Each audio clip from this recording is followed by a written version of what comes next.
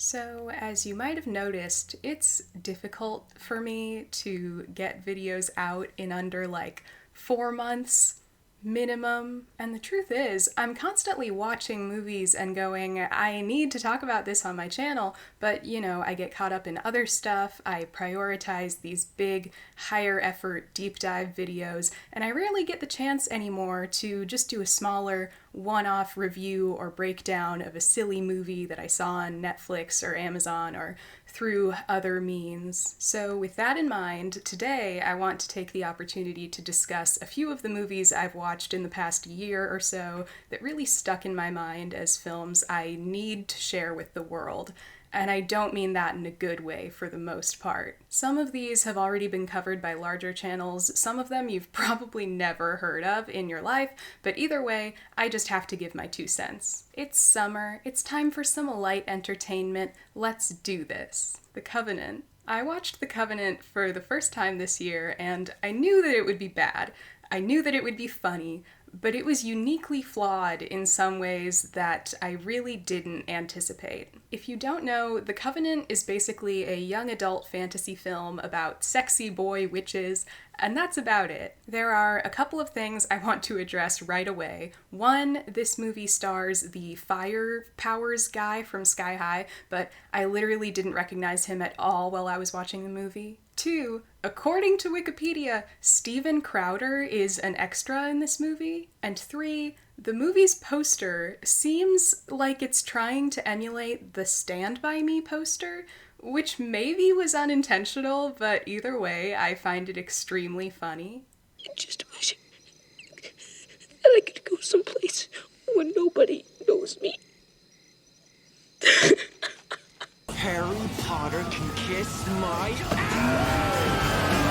I think one of the most glaring issues with this film is that it's entirely unclear who it's for. On the one hand, it seems like it's supposed to be this edgy, macho, not your grandfather's YA movie type deal, but on the other hand, there's so much seemingly female-centric fan service, so much gratuitous male nudity, not to mention the fact that it obviously really plays into the whole supernatural YA romance thing, which I feel like is itself generally a pretty teen girl-oriented genre. And then, on top of that, there is so much homoeroticism, specifically with the villain, played by Sebastian Stan, because of course he is. I guess this is probably a remnant of that whole thing of villains being queer-coded because of, film history. We don't have time to unpack that, but you know what I'm talking about. But even so, for a film of this nature, it's kind of shocking how blatant it is. Like, it's not even subtext or anything, it's just fully text. brother. I had to rewind this moment. I could not believe what I was seeing. So yeah, I'm just obsessed with the way this is seemingly supposed to be an edgy, cool boy witch movie, presumably aimed at 14-year-old boys, but then it's also just teeming with these sweaty, shirtless men and this charged gay energy permeating the entire thing. Also, watching it, I was like, this has to be one of those movies that came out during the Twilight era and was just coasting off of the success of Twilight, but no, this movie came out 2 years before the first Twilight movie. Yes, one of the books had been released at this point, but I'm talking mostly visual style. Look at the colors of this movie. So basically, if anything, Twilight ripped off The Covenant. Okay, you guys better start paying Rennie Harlan his dues. Where's the Covenant renaissance? Huh? Too young to be a dad. Yeah, believe it or not, this is a Lifetime movie. I saw that it was on the Lifetime Movie Club, and obviously I had to watch it, partly for the title and partly because it has Paul Dano in it. Anyway, the reason that this stuck with me, the reason it's not just another forgettable Lifetime movie about nothing, is that it expresses kind of unbelievably horrible sentiments towards women. I know, it's nothing new for Lifetime. I've talked about problematic Lifetime movies before. They tend to adhere to this pretty conservative suburban mom logic, but still, I was really fuming watching this one. As you can imagine, the film is about Paul Dano's character Matt becoming a dad at 15, but of course, he's too young to be a dad.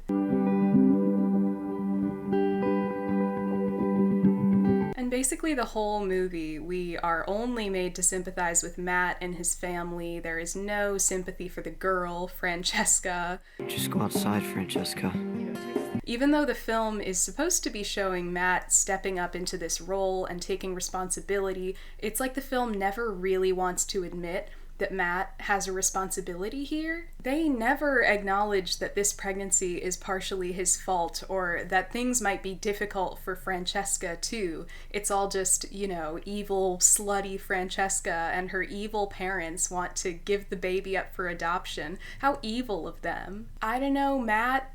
Maybe the 15-year-old girl you impregnated who has to push out a baby now just wants to live a normal life afterwards. Also, when everyone finds out that the girl is pregnant, her parents and Matt's parents meet, and her parents are like, listen, our insurance will cover 80% of the neonatal care. We just need you guys to pay the remaining 20%. Can you do that? Our insurance covers prenatal care up to 80% after the deductible. And we can forward those bills to you? And they do, but the movie makes this whole thing of how hard it is for them to pay the 20%. It's taking such a toll on their family and their lives. And yeah, I'm sure it is, but A, the other family is covering 80% of the costs, which they didn't have to do, and B, sorry guys, Matt got a girl pregnant. That's what happens. Matt's going through it too. I hardly think it's comparable. Well, let's not trade blame. We're all in a situation that none of us wanted. The movie seems to want to push this narrative of poor, innocent little Matt who didn't even know what he was doing. He was seduced by this slutty girl, and now he has to work a job so that he can cover the neonatal care of the girl he got pregnant. Francesca is also 15. She didn't trick Matt into getting her pregnant. They both did this, and she has to deal with arguably the much more difficult part of it. By the end, despite already having signed the adoption papers, Matt convinces his family to just help him raise the baby. And during these scenes, I just couldn't help but think about poor Francesca, who has no say in this whatsoever. Just go outside, Francesca.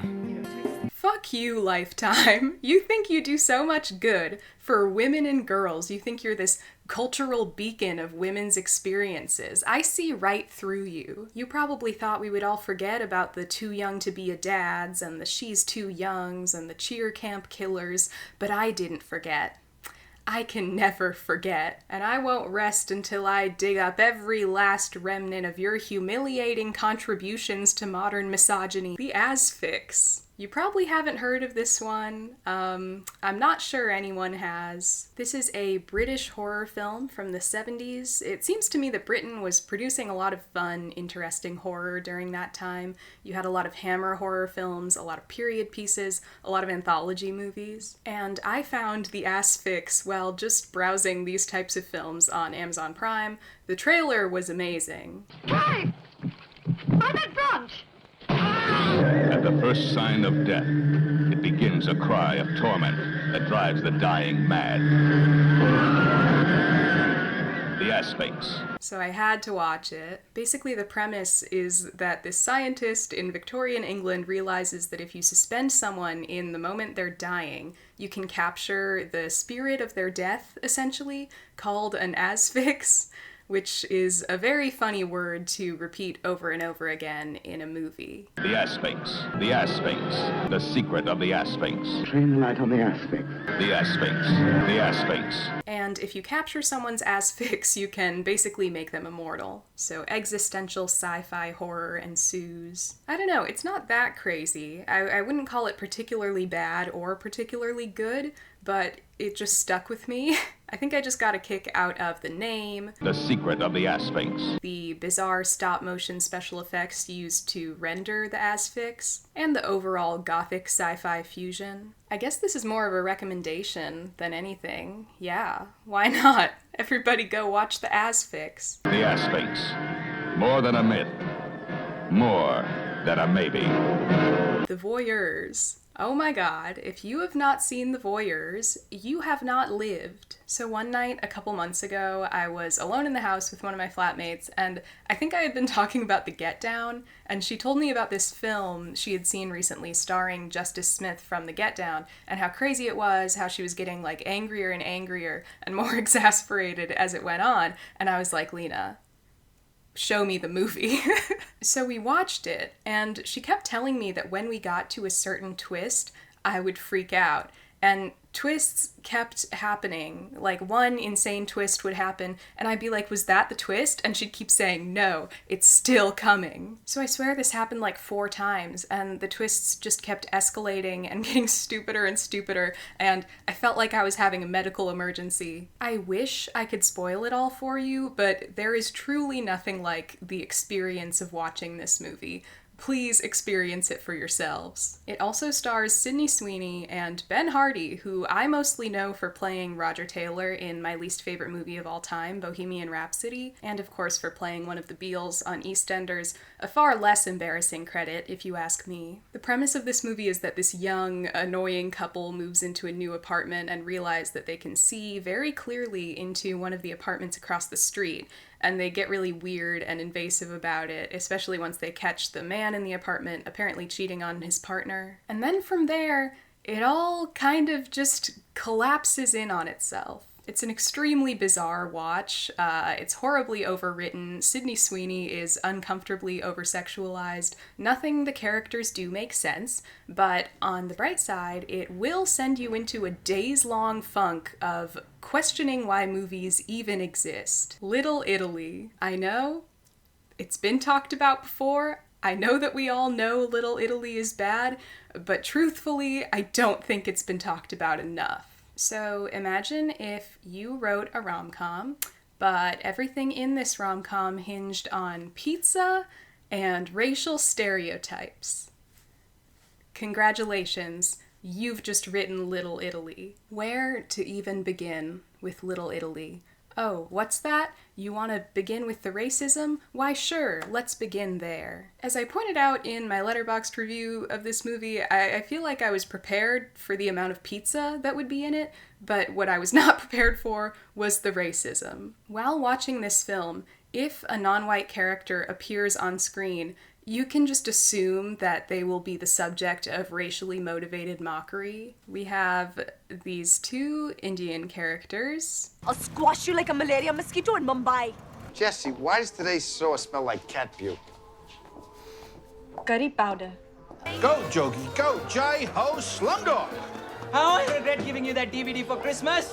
Take me on your magic carpet ride, Aladdin. First, let me show you my Indian rope trick. Oh, yeah. I would insult your mother, but cows are sacred in India. Even the one black person in this movie, this poor woman, this TSA agent at the end, she's barely in it, but even she feels like a racist caricature. Go to London. Don't change your plans for no man. What's it gonna be, girl? Then, this one is so bad. There's this character named Luigi who acts very stereotypically Italian, and right away, the movie makes relentless fun of him for being an Asian man. Because Asian men can't be named Luigi, or be macho, or have New York accents. Salute! Salute! I guess I see what observation they're trying to make, but I was just watching it like, I don't know, maybe he's adopted, you know?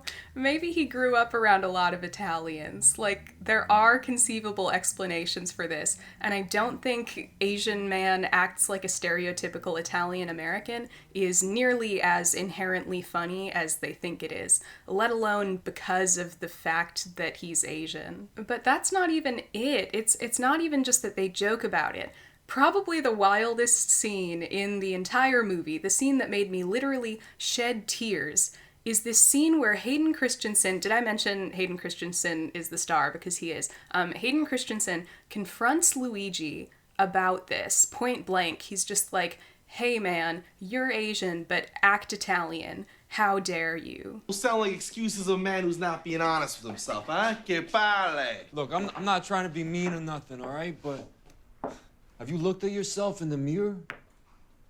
Luigi, your real name is Li Xiaoping. You're Chinese, bro. And I was already balking a little bit because what a horribly impolite thing to confront someone about. Like, can you imagine saying this to someone? But then, instead of just being like, fuck you, I can express myself however I want, Luigi launches into this tragic backstory about being disowned for being gay, and that's why he decided to become culturally Italian. You know, when I told my dad I was gay, he threw me out of the house. You know, when my dad, he threw me out, I walked the streets for days, and I ended up here, pretty damn drunk. You know, the real Luigi, he took me in, gave me a job. I was screaming at the TV. This is such a non sequitur. Hayden said, "Why are you Asian?" And Luigi said, "Because I'm gay." And then they make a homophobic joke just to tie it all in a little comedic bow. Is your hand on my ass? That's how Chinese people hug. Now, I feel like I should bring up the fact that this film was co-written by an Indian-Canadian man, but that doesn't excuse the treatment of any non-Indian minorities in the film, and I honestly don't think it necessarily excuses the treatment of the Indian characters either. Like, why do these two only get to be defined by Indian stereotypes? Do we know anything about them beyond the extremely surface-level India references they make, or other characters make in reference to them? I don't know, Vinay.